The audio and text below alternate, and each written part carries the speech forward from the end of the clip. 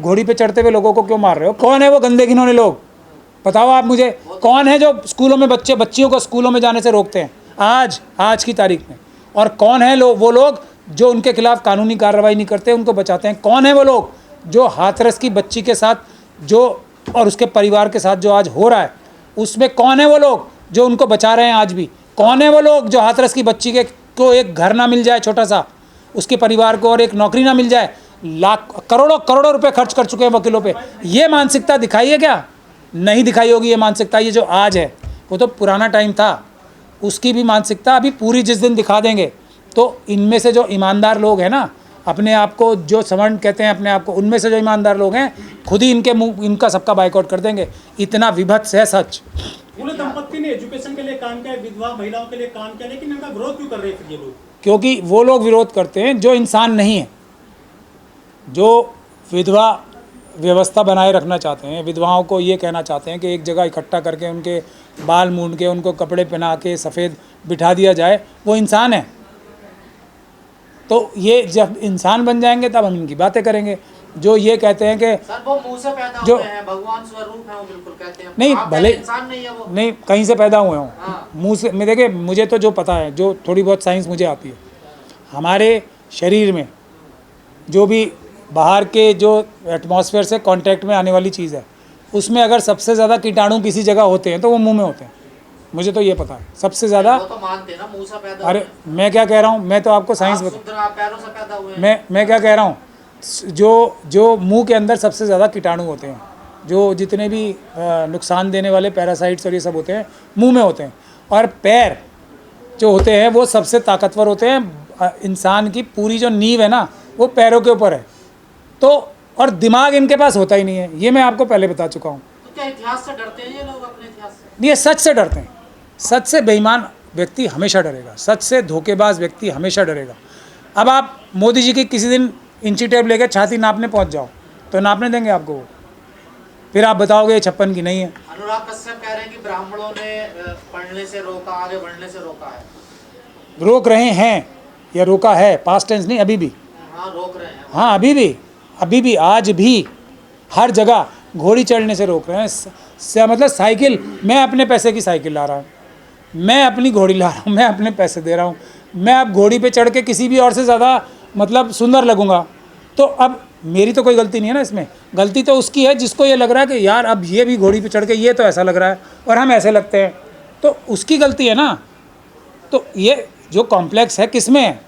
Complex इसमें होता है जो कुछ होता नहीं है, वो अपने आप को प्रोजेक्ट करता है। 56 इंच की होती नहीं है लेकिन बताता है मेरी 56 इंच की छाती है, वो है उनमें कॉम्प्लेक्स। सिनेमा घर स्क्रीन नहीं दे रहा इस मूवी के लिए, देखिए। सच को कितना दबाओगे आप, मुझे बताओ आप। ये यूटीटी प्लेटफॉर्म, आपने तो मेन स्ट्रीम जो सो कॉल्ड क्रिमिनल मीडिया, उसको फेल नहीं कर दिया आपने। आप लोगों का तो ये है ना, फ़ोन पे नज़र आएगी ये तो सच है। मतलब सच लोगों के सामने कितना भी छुपा लिया जाए, ये सच है, ये सच आएगा और 100% रिजर्वेशन होगी। हम इनका 2.5% देंगे इनके घर ले जाके, 1.5% देंगे इनके घर ले जाके, ये होगा। आपने तय कर लिया 1.5%, 2%? मतलब उतना ही होगा ना, मैं तो अंदाजे से ही बता रहा हूँ, क्योंकि ये जनगणना कर लें तो हमें पता लग जाएगा कि भाई 1.5 नहीं 2% है। हमें तो 1-1.5% ही लगता है। जब बहुजनों का राज आएगा, जब इंसाफ का राज आएगा, तो पहले तो 100 साल के लिए इनका नंबर ही नहीं आएगा बैकलॉग की वजह से। अच्छा, 100 साल आने का नहीं? कहाँ बैकलॉग, कैसी बातें कर रहे हो? लॉजिकली बात करनी चाहिए ना। फिर क्या करेंगे ये लोग? नहीं, क्या करेंगे, मतलब लाइन में लगेंगे, 100 साल बाद आएगा नंबर, 1.5% मिलेगा इनको अधिकार।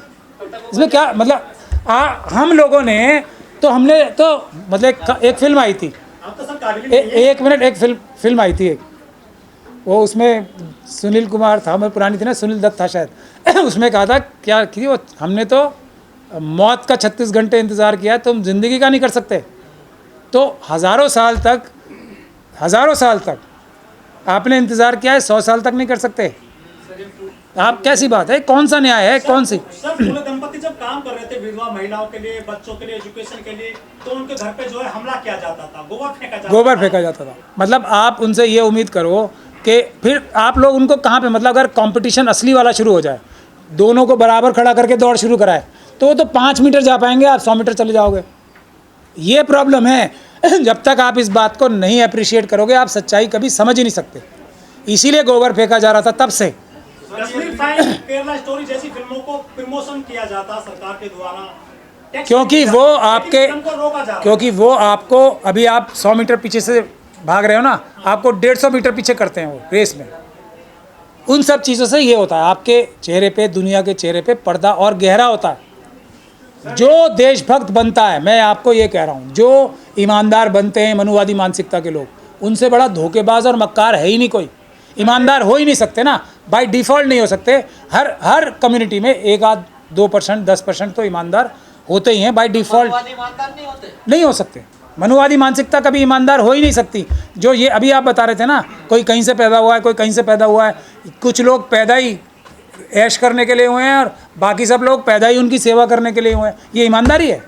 सर जी जो विरोध, ये ईमानदारी है? तो बस ऐसी ईमानदारी को मैं नहीं मानता। सर जी वो विरोध कर रहे हैं फिल्मों में, क्या ये सच्चाई छिप जाएगी इससे? सच्चाई तो इनका बाप नहीं छुपा सकता। सच्चाई तो सबको पता है। सिर्फ टाइम का इंतज़ार कीजिए कि कब हम इनका 1% हिस्सा लेके 100-150 साल बाद जब भी इनका नंबर आएगा, इनके घर पे जाके खटखटाएं कि लीजिए आप अपना हिस्सा लीजिए। क्या सिनेमा में जातिवाद है जिस तरह से फिल्म का विरोध हो रहा है? हर जगह कहाँ नहीं है जातिवाद, बताओ मुझे आप। सबसे ज़्यादा फिल्में किस पे बननी चाहिए भारत में, बताओ मुझे आप। एक आदमी पे बननी चाहिए सबसे ज़्यादा फिल्में, बाबा साहब डॉक्टर भीमराव अंबेडकर पे। कितनी फिल्में बनी हैं बताओ आप मुझे। हर फिल्म में जो हक अधिकार की बात होती है, वो गंगा जमुना से लेके कौन कौन सी फिल्में जिसमें डाकू ये वो सब दिखाते थे ना, ये गांव में ब्याज पे लेके पैसे देता है, ये सब ख़त्म किसने कराया? तो उनका तो नाम कहीं नहीं आता था, मैंने तो नहीं देखा। पुराने से पुरानी फिल्म उठा के देख लो। ये तो मजबूरी में गले में इनको सटकना पड़ रहा है, को सर पे भी लगाना पड़ रहा है ये भी। लेकिन हमारे मंडल साहब ने एक वो तस्वीर उनकी आई है, दिलीप मंडल साहब की, उन्होंने 2 बहुत सुंदर सुंदर फ़ोटो लगा रखी हैं अपने पीछे। एक है परम आदरणीय हमारे मोदी जी की और एक राष्ट्रपति महोदया की। बाबा साहब की फ़ोटो ही पता नहीं कहाँ गई। ये तो हालत है, बताओ आप, मैं क्या बोलूँ। ये मंडल साहब, दिलीप मंडल साहब की बात बता रहा हूँ मैं आपको।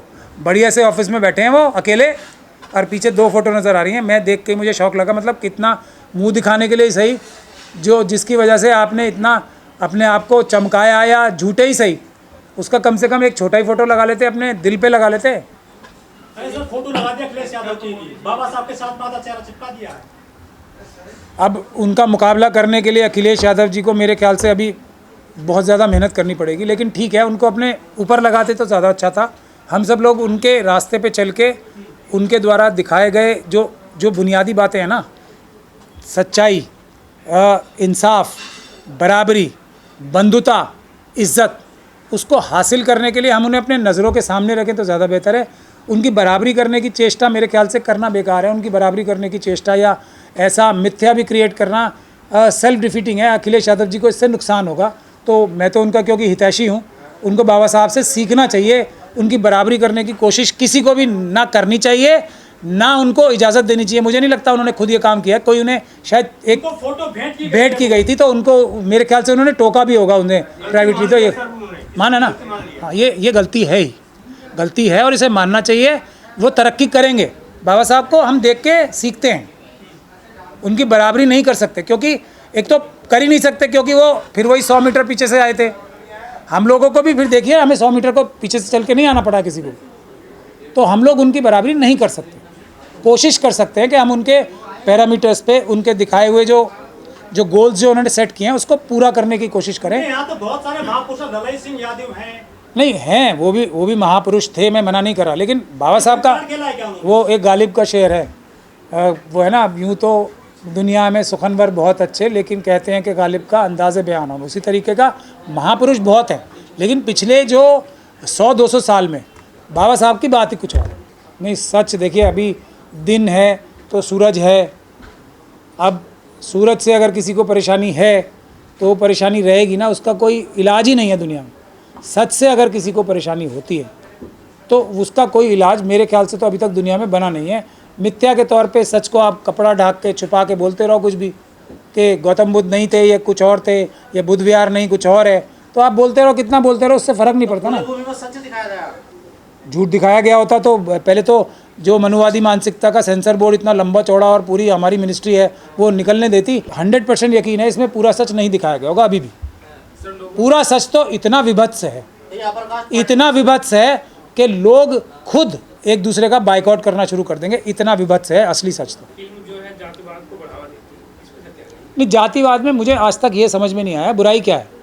मतलब जातिवाद को जो बुरे सेंस में लिया जाता है ना, वो है जाति के नाम पे भेदभाव बुरी चीज़ है। अगर कोई किसी ग्रुप में पैदा हुआ है, कोई किसी परिवार में पैदा हुआ है, कोई किसी जाति में पैदा हुआ है, तो उसमें बुराई क्या है? कोई बुराई नहीं है। अगर कि रिजर्वेशन 100% हो जाएगी तो भेदभाव बढ़ेगा नहीं, तब भेदभाव ख़त्म हो जाएगा। पहले होता था ना ऐसा, अब थोड़ा ही होता है। लेकिन सर नहीं होता तो आप